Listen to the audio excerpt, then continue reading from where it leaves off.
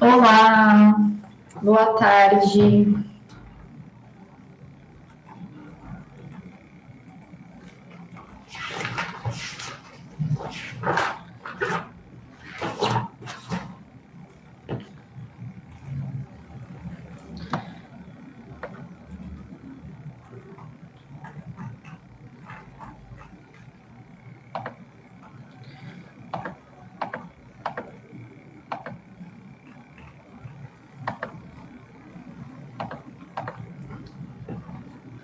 Boa tarde, oitavo ano, como vocês estão?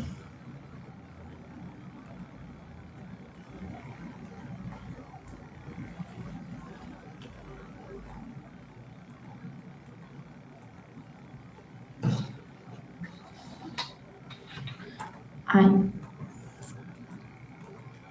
sim, de novo. Bom, ainda tem gente entrando, mas espera lá.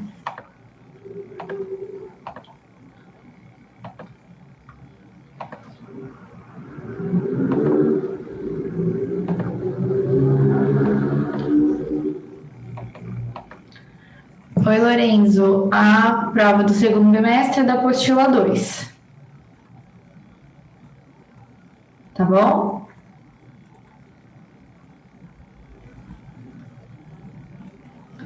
A gente terminou. Na quarta passada, eu entrei no último módulo, expliquei o que era aceleração, o que era movimento uniformemente variado, e a gente fez um exercício. Ficou faltando os outros exercícios, que assim, a gente está fazendo todos os exercícios da apostila e está atrasando a gente, porque a gente está com um tempo menor do que antes, né? Fora também que a gente está tendo aula de um jeito diferente do que antes. Então, mas eu de qualquer forma já tinha introduzido a matéria, já tinha dado um exercício para vocês. Aí eu mandei até mensagem para a Giovana com os outros exercícios. Eu quis dar os outros exercícios também para vocês, então eu fiz um videozinho. Na verdade, foram 2 videozinhos, porque um só ficava muito comprido para mandar. Aí dividi em 2 com o restante dos exercícios, tá? Então tá certinho já tá completo. E aí agora a gente entra na apostila 3, também vou fazer um pouquinho mais rápido, porque a gente está num outro momento, a gente não está podendo fazer todos os exercícios, todas as atividades, tá? Mas eu vou tentar fazer, e aí eu vou tentar fazer nesse esquema. Eu vou introduzir para vocês o assunto, vou introduzir alguns exercícios, e os exercícios que ficarem faltando, eu posso dar aí um vídeo extra e mandar para vocês, tá bom? Para a gente agilizar aí para a prova do terceiro bimestre, que aí vai ser da apostila 3, tá? Então, página 312, conceitos de força, força de tração, força elástica e força-peso. Bom, força é uma grandeza, tá? A gente já falou sobre tipos de grandezas aí que existem na física na apostila anterior. Então, força é uma grandeza. E a força, ela existe quando está tendo aí a relação de 2 corpos. Então, um corpo está relacionando com outro corpo, pode haver força ou não, mas nunca pode existir força com apenas a existência de um corpo. A gente tem mania de falar popularmente que tal pessoa possui muita força. Ninguém possui força. Força é aplicada. Então, tal pessoa, o certo seria falar que tal pessoa tem capacidade de aplicar uma força muito grande, tá? Força é sempre aplicada de um corpo para outro, ok? E é uma grandeza que foi muito estudada e tudo mais, e aí Newton conseguiu definir força. Então, a gente está aqui, ó. Essa partezinha do texto, para quem quiser grifar também, é da página 313. Ó, força é o agente físico que caracteriza a ação de um corpo sobre outro. Essa ação pode ocorrer quando um corpo puxa. Então, se eu estou puxando alguma coisa, eu estou aplicando uma força nesse corpo que vem na minha direção e no meu sentido. Quando eu estou empurrando alguma coisa, eu estou aplicando uma força em outro corpo com direção e sentido oposto a mim, eu estou empurrando. Quando a gente esfrega um corpo em outro, a gente está aplicando uma força, que é a força de contato, tá? E quando o corpo atrai ou repele, também tem esse tipo de força e de interação. Então, quando a gente tem aí dois corpos eletrizados com o mesmo sinal. Vocês ainda não viram isso, provavelmente, talvez na aula de laboratório. Quando tem o mesmo sinal, há repulsão. Então, quer dizer que um corpo está repelindo o outro. Então, ele está aplicando uma força no outro corpo, mesmo que não haja contato. Então, força é uma grandeza que está relacionada à interação de pelo menos dois corpos? Sim. Mas precisa do contato desses corpos para existir força? Não. Existem tipos de forças que não há necessidade de contato. Então, por exemplo, a força gravitacional. Vocês sabem que o planeta Terra, ele aplica uma força que puxa a gente para baixo, né? Por isso que a gente não sai voando. É a força da gravidade, força gravitacional. E essa força gravitacional, ela não precisa de contato. A gente não precisa estar com os pés no chão para ela existir. Ela sempre vai existir se a gente estiver aí na atmosfera do planeta Terra, né? Estiver no planeta. Então, por exemplo, se eu jogo um objeto, eu jogo essa borracha. A partir do momento que eu largo essa borracha, finge que essa minha mão não existe. A partir do momento que eu largo essa borracha, ela vai estar sem contato com nada. Mas mesmo assim ela vai cair para baixo. Por quê? Porque tem uma força da gravidade puxando, tá? Então, a gente vai falar sobre cada tipo de força. Vamos fazer uma atividade para cada tipo de força. Um detalhe importante sobre forças. Essa é uma grandeza vetorial. O que é uma grandeza vetorial? É uma grandeza que a gente consegue definir intensidade, direção e sentido. Então, por exemplo, acho que aqui tem uma imagem dando exemplo. Ó, esse rapaz está empurrando o sofá. Temos dois corpos interagindo, o rapaz e o sofá. E ele está aplicando aí uma força F no sofá. Essa força, ela tem uma intensidade, ou seja, um valor numérico que representa o valor dessa força. Aqui no caso, a força é de 5 newtons. Então, 5 newtons é a intensidade, tá? Eu consigo definir também qual é a direção. A direção dessa força é horizontal. Vocês estão vendo que ela está na horizontal? E o sentido é para a direita. Ou seja, força é uma grandeza vetorial. Eu consigo dizer qual é a intensidade, qual é a direção e qual é o sentido. Ok?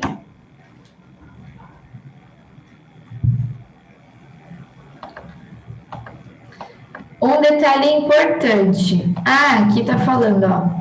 Intensidade, direção e sentido. Não confundam direção com sentido, são coisas diferentes. Muita gente confunde até hoje. Direção é quando a gente tem as duas opções. Então, nesse caso, a direção era horizontal. Ela pode ir para a direita ou pode ir para a esquerda. Outro exemplo de direção é vertical, que pode ir para cima ou pode ir para baixo. Tudo bem? Nesse caso, a direção era horizontal. Agora sim, sentido é para qual lado está indo. Então, se a direção é horizontal, quais são as opções? Direita ou esquerda? O sentido é que vai indicar para onde está indo. No caso, sentido é para direita. Neste exemplo. Ok?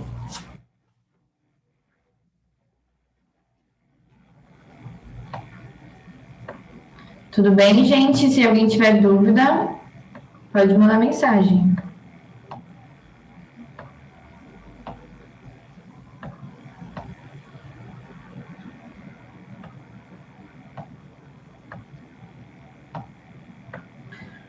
Bom, existem vários tipos de força. Eu dei o exemplo da força gravitacional para vocês, mas existem aí força atração, força de atrito, força elástica, força elétrica, tá? Existem outros tipos de força. Nesse módulo, a gente vai falar sobre a força de tração, a força gravitacional e a força elástica, tá? Conforme os outros módulos, a gente vai vendo as outras forças. Bom, então vamos falar sobre força de tração. É exatamente o que o nome diz, traciona, puxa. É isso que é força de tração. É aquela força que está relacionada a puxar. Então, quando eu tenho algum objeto pendurado no fio, existe uma força tracionando esse objeto. Está segurando. Ok? Então, vamos lá. De acordo com a mitologia grega, Aracne foi a mais habilidosa das tecelãs. Certo dia, furiosa de inveja, a deusa Atena golpeou mortalmente a pobre jovem. Arrependida, devolveu-lhe a vida, transformando-a em uma linda aranha. Esse mito reforça a beleza desses incríveis seres e suas complexas teias, constituídas de um material extremamente leve, resistente e reciclável. Por isso, já há muito tempo, as aranhas têm sido objeto de pesquisas científicas em diversos ramos do conhecimento humano, tais como biologia, física, engenharia têxtil, engenharia de estruturas e arquitetura. Bom, então a gente tem aqui uma sequência de figuras mostrando possíveis modos utilizados para construir a sua teia, ok?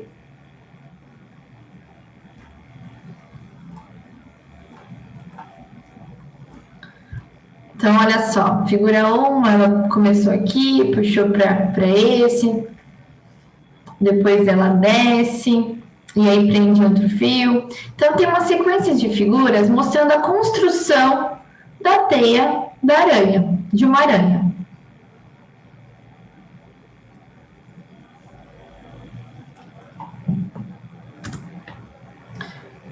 Deixa eu só tirar essa telinha amarela que está aqui na frente. Espera um pouquinho. Deixa eu ver aqui.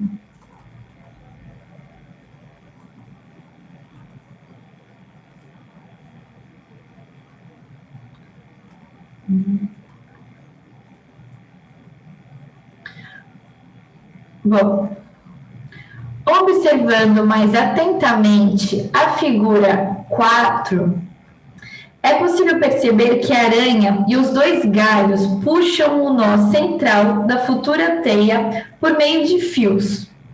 Essas forças são denominadas forças de tração.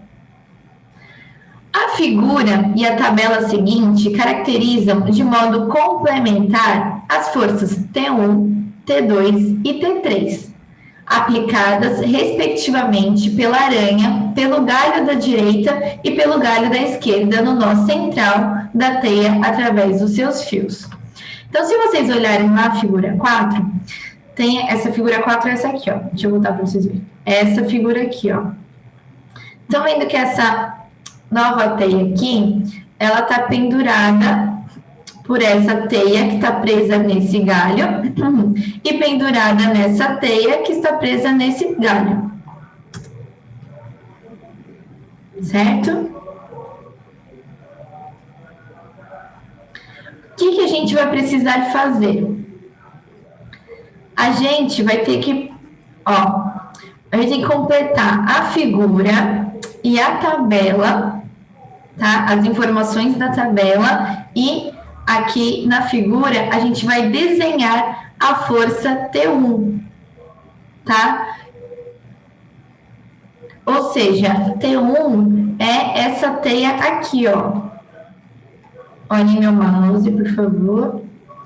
Aqui é a T1, essa aqui é a T2 e essa aqui é a T3. Tem uma força de tração aqui e tem uma força de tração aqui. E tem uma outra força de tração aqui.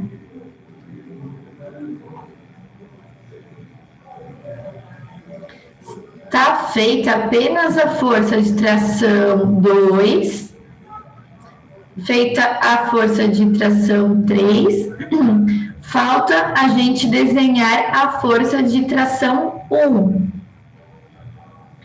Como que nós vamos fazer isso? Aqui no desenho, ele fala que a escala é o seguinte: para cada 1 centímetro, vale 1 newton.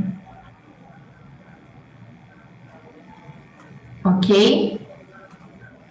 A tração 1, que é que a gente precisa desenhar aqui embaixo, já está dizendo na tabela que a sua intensidade é de 5 newtons. Então, quer dizer que a gente vai ter que desenhar um vetor aqui representando essa tração de 5 centímetros, já que a escala é de 1 centímetro para cada 1 newton. Então, vamos lá. Desenhamos aqui, ó. Vocês vão desenhar 5 centímetros aí para o vetor da tração 1. Tudo bem?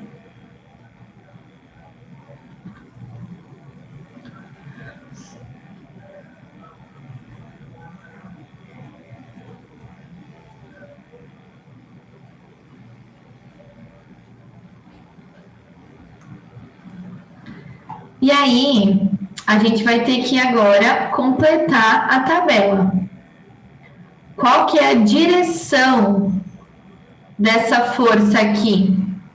Me responda aí no chat. Qual é a direção dessa força? Isso, muito bem. Vertical. E qual é o sentido?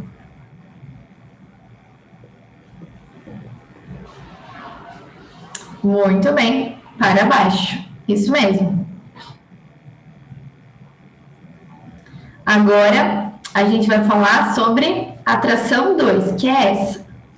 A intensidade a gente tem que descobrir. Vocês vão colocar a régua em cima e vão ver quantos centímetros tem. Quantos centímetros tiver, vai ser o valor aí da intensidade. Coloquem na apostila, tá? Na tela não vale, é na apostila. Muito bem. 4 centímetros, então, quer dizer que tem 4 newtons de intensidade, né? Porque cada 1 centímetro é 1 newton. A direção dessa tração aqui, que tá um pouco não normal do que a gente esperava, né? Porque a gente fica tão assim, ou é horizontal ou é vertical. Nem sempre, às vezes, é oblíqua. Não é nem horizontal e nem vertical. É no meio do caminho, que é o caso dessa tração 2. Ela é oblíqua, então a gente coloca aqui, direção oblíqua, conforme a figura. Inclusive, já está colocado aqui pela apostila. O que a gente tem que definir aqui é o sentido. Definir o sentido para uma direção oblíqua parece esquisito, mas não é. Só pensar o seguinte: ela está indo para cima e para a direita.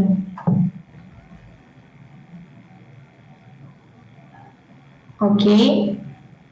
Ela está indo para cima e para a direita ao mesmo tempo, por isso que ela está oblíqua.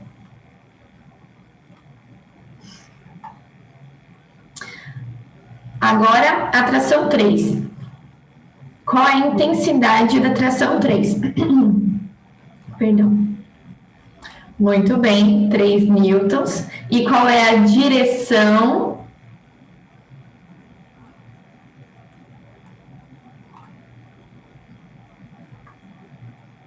Muito bem, oblíqua também, não está nem na vertical nem na horizontal.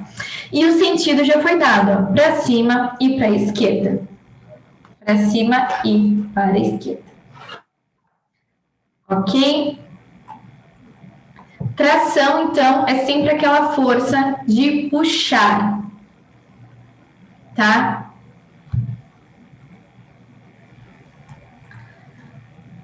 Agora, nós temos uma atividade para falar sobre a força elástica. Gente, nós estamos só... Esse módulo é apenas para introduzir a força-atração, introduzir a força elástica, introduzir a força gravitacional. Nós vamos ver muito essas forças ainda, tá? Vamos falar muito sobre elas. Vamos fazer bastante exercícios ainda. Ano que vem vocês vão continuar vendo. No ensino médio vão continuar vendo. Por enquanto é a introdução. Então parece estar meio abstrato ainda, mas o interessante é que vocês entendam o conceito de força, tá? Então na atividade 2 é sobre a força elástica. Você conhece o método Pilates? Trata-se de um método de condicionamento físico criado pelo alemão Joseph Hubertus Pilates, na década de 1920. Quando criança, Pilates era muito doente e os médicos não achavam que ele viveria por muito tempo.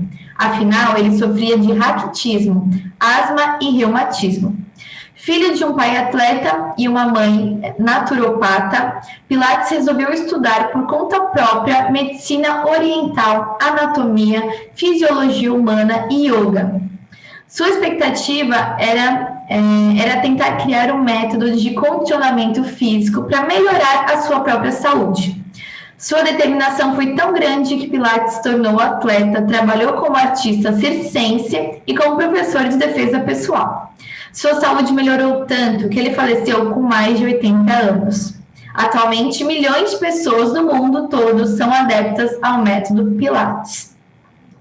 Muitos dos equipamentos originalmente criados por Pilates foram construídos a partir de macas de hospital, molas velhas e cordas, durante a Primeira Guerra Mundial. Naquela época, ele vivia na Inglaterra foragido e procurava reabilitar pacientes prisioneiros da guerra. Bom, acho que todo mundo já ouviu falar de Pilates, né?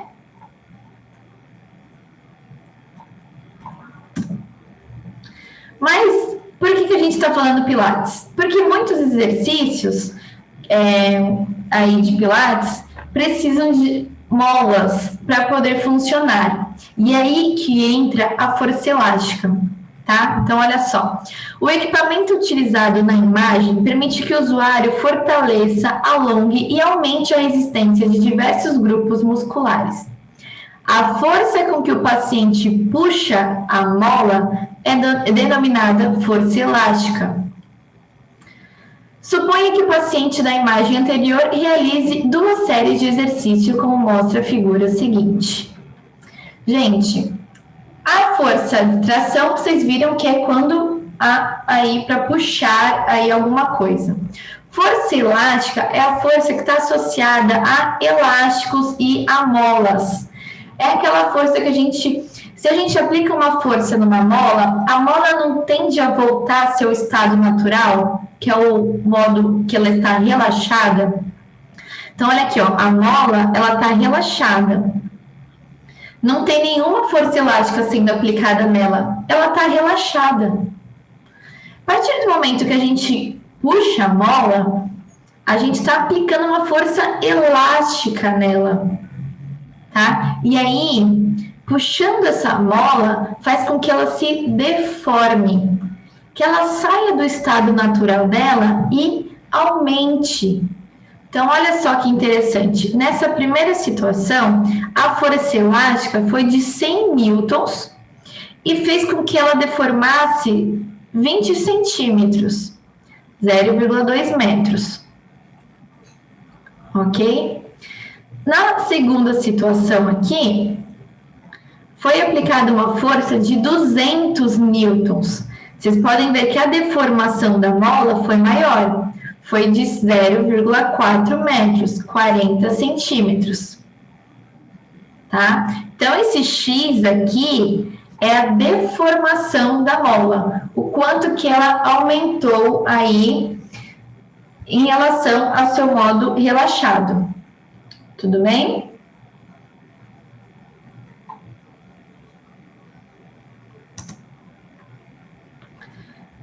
O que essa atividade está pedindo? Ah, interessante. A mola, ela pode ser tanto esticada quanto também comprimida. Quando ela é comprimida, a deformação para dentro é a mesma situação, tá? Então, se ela é relaxada, tem 20 centímetros, e eu apliquei uma força elástica para comprimir, vai existir um tanto aí de deformação. Também é o X, tá? Nesse exercício, a gente está falando sobre estender a mola. Então, no item A, a gente só vai ter que fazer o gráfico da força aplicada em relação à deformação que foi feita por causa dessa força aplicada. Então, eu trouxe a situação aqui, ó, para esse slide, para a gente poder montar aí esse gráfico. Então, primeira situação, quando não tem nenhuma força aplicada, força zero, a deformação também é zero. Então, tá aqui no gráfico, ó, força zero, deformação também zero. Depois, a gente tem essa situação, uma força aplicada de 100 newtons, teve uma deformação de 0,2. Então, tá aqui, ó, uma força aplicada de 100, teve uma deformação de 0,2. E depois, na outra situação, foi uma força aplicada de 200, com uma deformação de 0,4.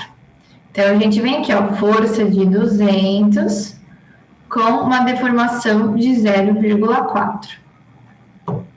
Então, a gente consegue montar aí a reta neste gráfico.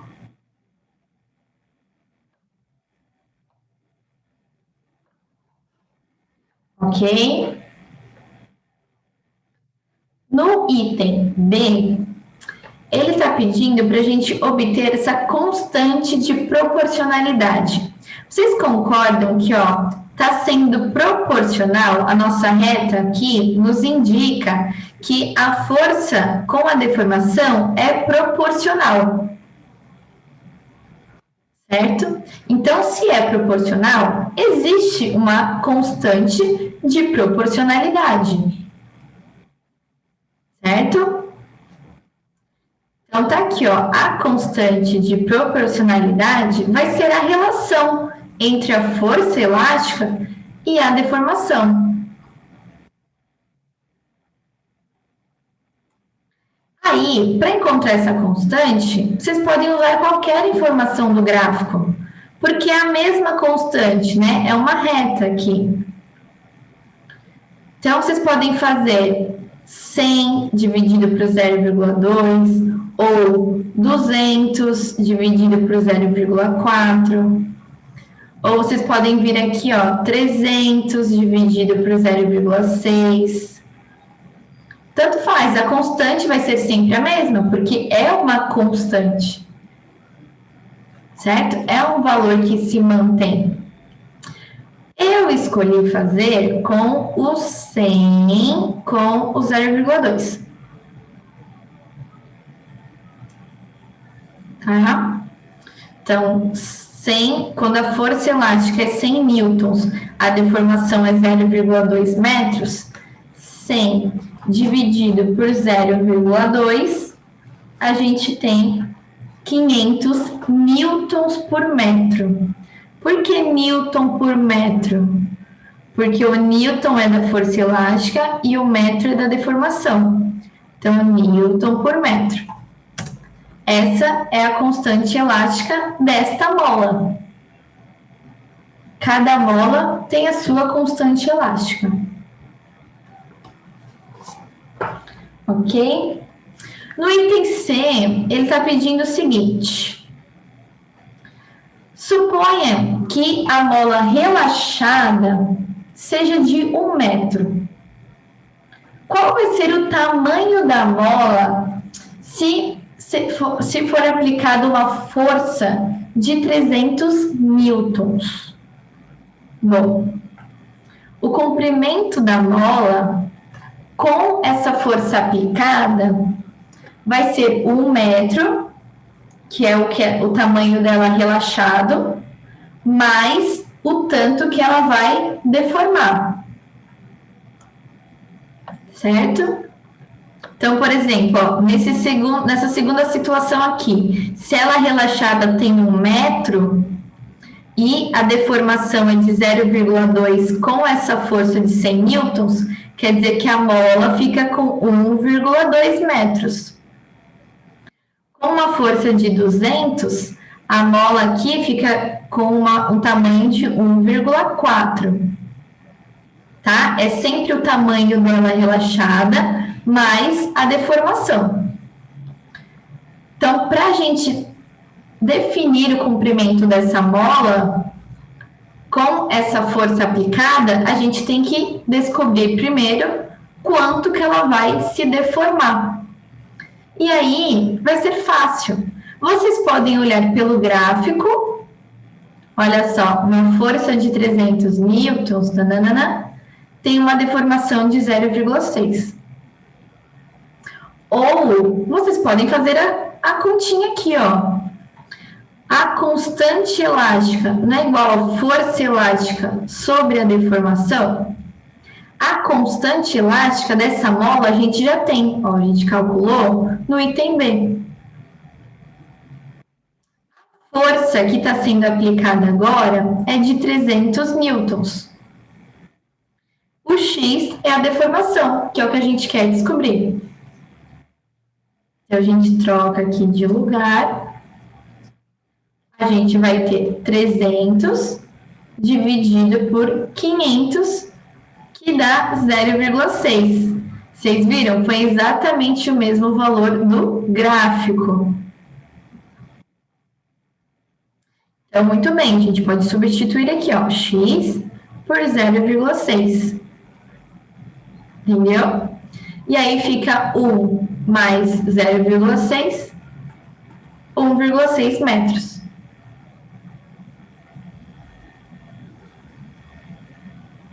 Ok?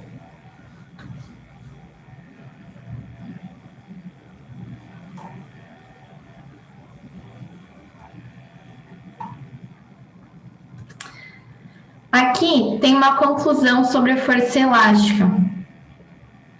Quando vocês querem descobrir qual a força elástica que está sendo aplicada em uma mola, é só vocês fazerem o produto da constante da mola aí, da constante elástica da mola, vezes a sua deformação. Tá? Então, vocês conseguem descobrir qual é o valor da força elástica através do produto da constante elástica da mola vezes a sua deformação.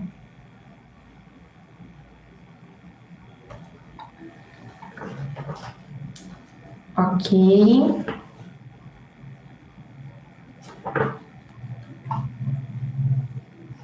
Bom, estamos falando de força. Bom, massa, a gente sabe que existe uma maneira de se medir massa, né? Volume, a gente aprendeu uma maneira de se medir volume. E força? Tem algum instrumento para medir força?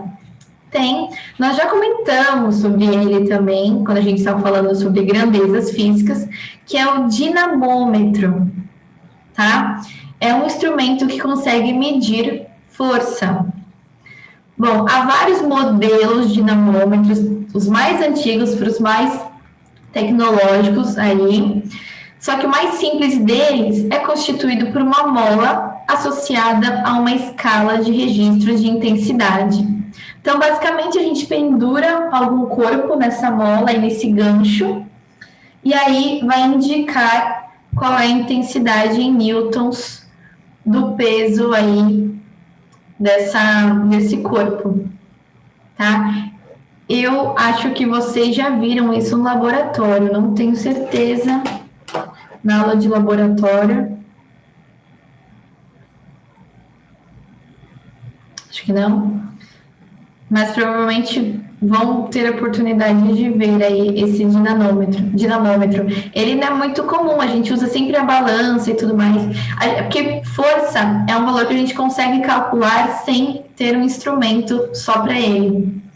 Tanto que nós vamos calcular, nós já calculamos alguns valores de forças aí, e nós vamos calcular outros valores, sem a utilização de um dinamômetro. Mas sim, existe esse instrumento aí para poder definir de forma mais direta.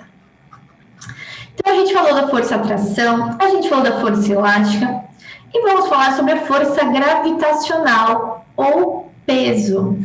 Sim, a força gravitacional que eu mencionei é exatamente o que a gente chama de peso, que a gente costuma, na forma popular, falar de forma errada, né? A gente fala que eu fui na balança lá da farmácia e o meu peso é de 60 quilogramas. Nada disso, peso é uma força. Esses 60 quilogramas da balança nos definiu a massa do nosso corpo e não o nosso peso. Peso é a força gravitacional que a Terra aplica no nosso corpo. Então, não é 60 quilogramas, tem outro valor. E tem como a gente calcular isso. E nós vamos aprender a calcular isso na atividade 3. Então, nada de falar agora que o peso de vocês é tantos quilogramas, hein? Vamos falar de forma correta. A nossa massa é de tantos quilogramas. Vamos aprender a calcular o peso, e aí quando vocês calcularem o peso de vocês falam da forma correta agora. Bom, um detalhe interessante é o seguinte, essa questão da força gravitacional, ela foi estudada por Newton, e tem uma história aí que alguns dizem que é mito, outros dizem que não, que ele quis estudar isso por causa que uma maçã caiu de uma árvore que ele estava encostado, e ele pensou na maçã caindo, pensou na força gravitacional, enfim. Alguns dizem que é mito, outros dizem que não. Segundo a teoria de Newton, a Terra, assim como qualquer outro astro, sempre atrai um corpo nas suas imediações. Essa força é denominada força gravitacional ou força-peso do corpo. Essa força sempre aponta para o centro da Terra, ou seja, sua direção é vertical e seu sentido é para baixo. Isso está exemplificado na figura em que P1, P2 e P3 são forças pesos das maçãs 1, 2 e 3 que são penduradas na macieira. Bom, gente, falta um minuto, não vai dar para terminar.